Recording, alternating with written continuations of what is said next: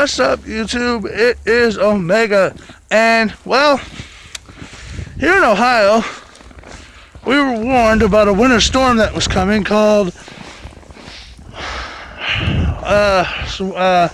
Hunter. It's Winter Storm Hunter. And well, this is the after effects of Winter Storm Hunter. Not a whole lot. I mean, you can see where the ground's been shoveled and, you know, whatnot. So the snow's not that high.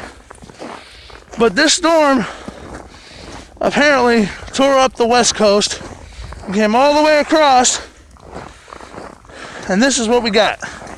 In California, it caused mudslides and all kinds of crazy shit. And this is what we got.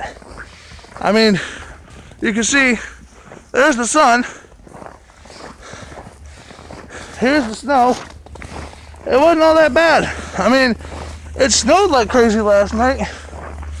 But, other than that, not so bad. It could have been worse. They said that there was going to be about 1.5 inches of ice and all this other stuff. I mean, it started with a little bit of rain,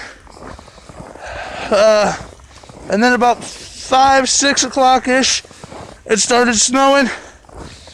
It snowed all last night, which would have been Friday night, and oh, now you see what it is here. Now you see what it is now. Saturday morning, or technically Saturday afternoon, I guess. And Winter Storm Hunter's over. I mean, here's my foot, and there's the snow. Not even a foot. So, and there's no ice. So the storm didn't exactly live up to the hype. I mean, yeah, it kind of came out of nowhere, but it could have been worse. It could have been a lot worse. And I'm just glad that it wasn't.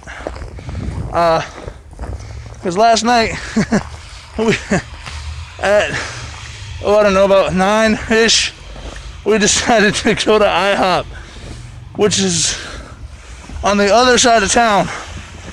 And we had to take a cab.